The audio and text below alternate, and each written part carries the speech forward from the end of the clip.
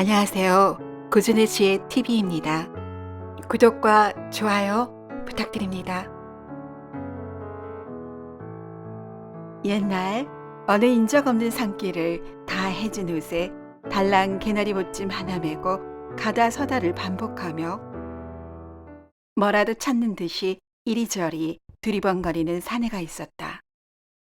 사내의 눈빛은 매서웠으며 예사롭지가 않았다. 그는 박시성의 사내로 10여 년의 긴 수행과도 같은 공부를 마치고 세상으로 나오는 길이었다. 풍수지리에 통달한 유명한 직관이었던 최시성의 스승이 예기치 못한 사고로 가족을 모두 잃으니 비통한 마음에 모든 것을 적고 산속 깊이 들어가 소식이 끊기자 박시성의 사내는 스승을 백방으로 수소문하여 그를 따라 산으로 들어왔으며 스승으로부터 풍수지리에 관한 온갖 지식을 전수받았다. 제자가 된 지도 벌써 10여 년이 지나 그의 나이 40이 다 되었다.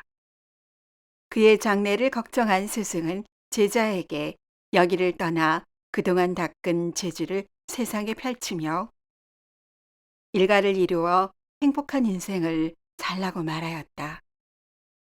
작별을 고하는 박시성의 사내는 마음이 무거웠지만 일가를 이룬 후 스승을 다시 찾아뵙겠다는 인사를 한 후 산을 내려왔다. 이른 아침부터 부지런히 걸어 반나절이 지나서야 남루한 차림의 박지관은 멀리 인가가 보이는 마을 가까이에 이르렀다. 스승에게는 자신의 재주를 펼치겠노라고 호언장담하였기에 그동안 갈고 닦은 자신의 식견을 시험이라도 해볼 요량으로 눈에 띄는 묫자리들을 그냥 지나치지 못하고 하나하나 지적하듯이 풍수를 보아 평했다. 이 자리는 3대 정승이 날 자리구나. 이 자리는 당장 발복할 기운이 있어. 어허, 이 자리는 피해야 할 자리인데. 이렇게 박지관은 신이 나서 가벼운 발걸음으로 산을 처음차로 벗어나고 있었으며 어느덧 한양 도성을 목전에 두고 동소문 밖 미아리 근처 어느 고개를 지나게 되었다. 박지관은 여전히 풍수를 보는 재미에 빠져 눈에 보이는 묫자리를 살피며 가던 중에 한 묫자리를 보고 놀란 듯 그 자리에 우뚝 멈춰섰다. 어허, 이리 외진 곳에 천하의 명당이로고 분명히 자손이 정승의 지위에 있을 것이야. 이리 감탄하며 묘 앞으로 급히 다가갔다. 그런데 이게 웬일인가? 묘는 봉분이 풍상에 깎여나간 듯 무너져 내려 있었으며 오랫동안 관리가 안 된 임자 없는 묘처럼 보였다. 더욱 놀라운 것은 망자의 유골이 겉으로 드러나 머리뼈가 굴러다니다시피 하는 것이다. 어허, 필시 유골들은 이 분묘에서 나온 것이 분명한데 자손이 정승이라면 부모의 묘를 이리 관리할 리가 없는데 정녕 내가 헛공부를 한 것이란 말인가? 다시 스승님께 돌아가 공부를 더 해야 하는 건가? 박지관은 참으로 심각한 어조로 이리 중얼거리며 발길을 되돌려 스승에게로 돌아가려고 마음을 먹었다. 그러다가 문득 아무런 확인도 아니하고 다시 되돌아가기에는 자신이 흘려보낸 세월이 너무도 아깝다는 생각이 들었다. 그래, 그냥 되돌아가기는 너무 아쉬워. 분명 무슨 곡절이 있을 것이야. 어디 한번 그간 배운 재주를 시험이라도 해보아야지. 박지관은 잠시 주변을 두리번거리다가 근처에서 솔방울 하나를 집어들더니 머리뼈의 왼쪽 눈 부위에 솔방울을 집어넣고 정성을 다해 드러난 유골을 묘에 다시 옮기고 흙으로 덮고 예를 올린 후 다시 한양으로 향했다. 한참 만에 한양 성내로 들어온 박치관은 영의정의 집을 수소문했다.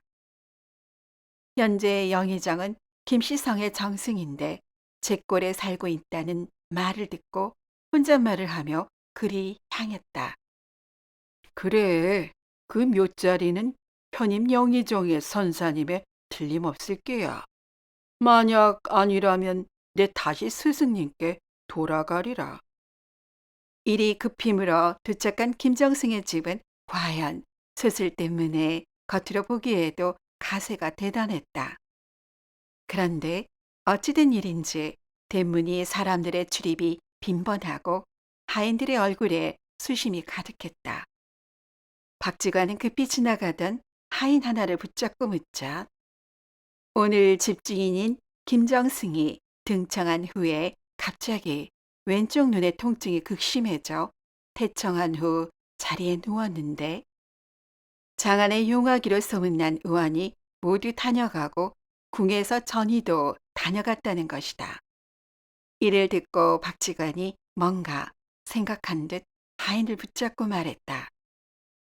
여보시오, 내 시골 사람이나 지나가던 길에 딱한 사정을 듣고 어찌 그냥 지나치겠소? 내 의술을 조금 익혀 눈병 정도는 수월케 치료해 본 경험이 있으니 아내 여쭤주시오. 이 말에 하인은 남루한 행색의 박지관을 보고 혀를 차며 말했다. 보아하니 허기라도 면할 요량으로 무리를 하시는 것 같은데 명의로 이름난 의원들도 얻지 못한 판국에 괜히 나섰다가 치도곤 당하지 마시고 가던 길 가시지요. 어허, 웬만큼 자신이 없다면 어찌 이리 나서겠소. 병이 낫지 못하는 한이 있더라도 한번 뵙는 것쯤이야 무에 해될 것이 있겠소.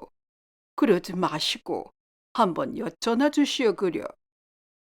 박지관이 이리 간청하니 하인이 김정승에게 여쭈자 모여있던 의원들의 갑론을박이 벌어졌으며 이를 옆에서 지켜보던 김정승이 지푸라기라도 잡는 심정으로 박지관을 들이라고 하명했다.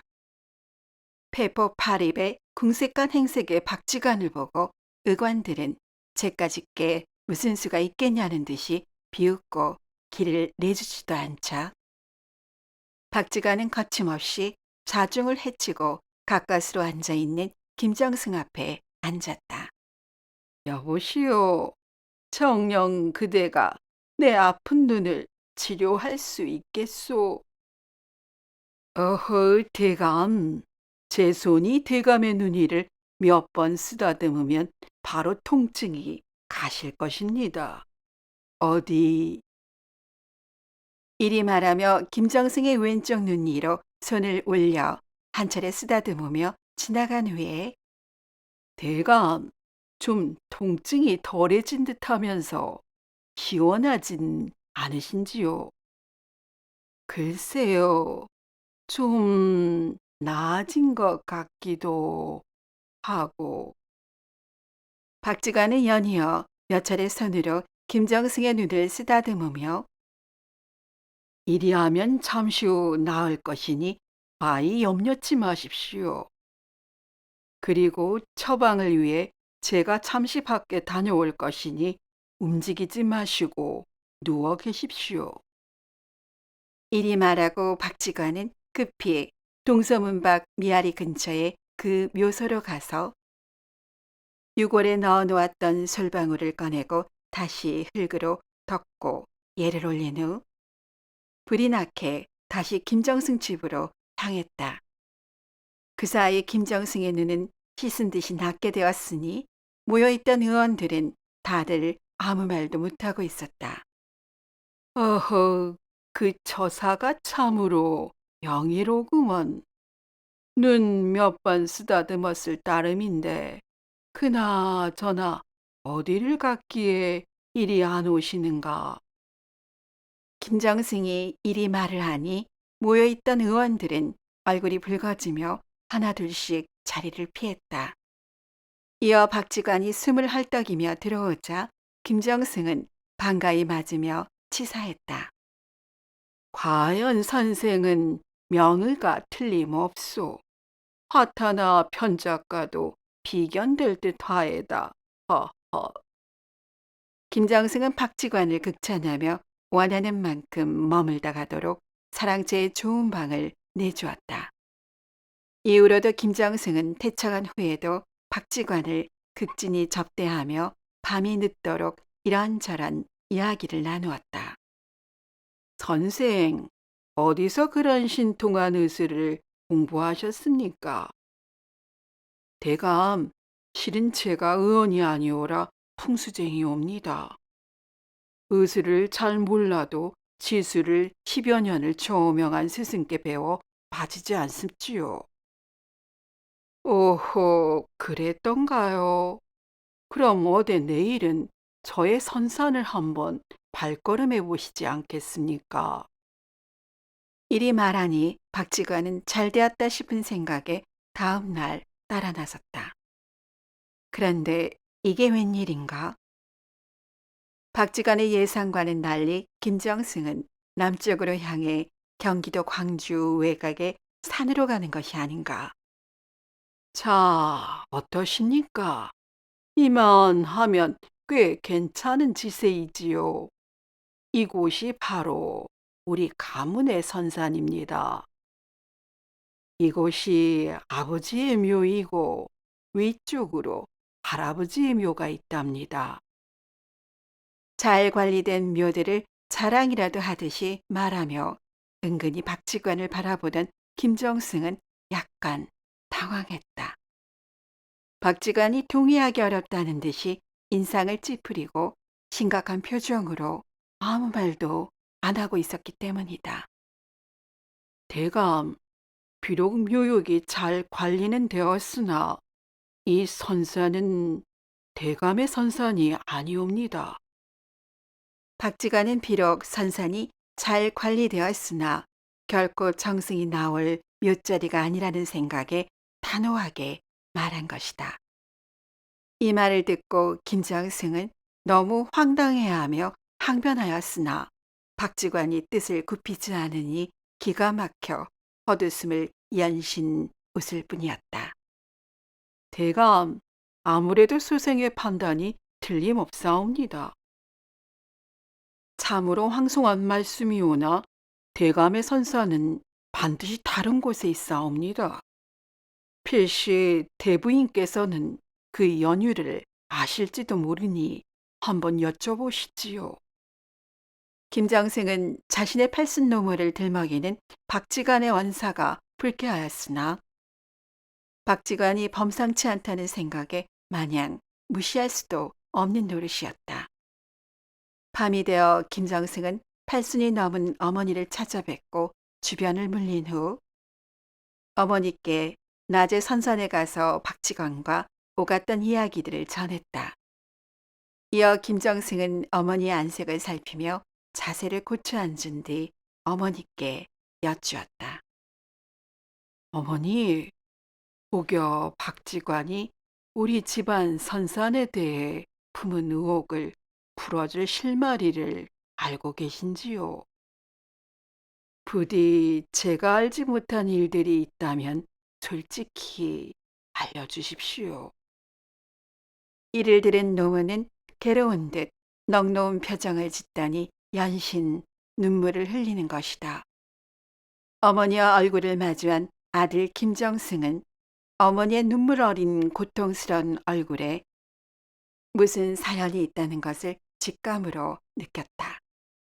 소리 없이 울고만 계시는 어머니가 가여워 아들 김정승 또한 눈가에 눈물이 맺혔으며 끝없는 눈물이 흘러내렸다.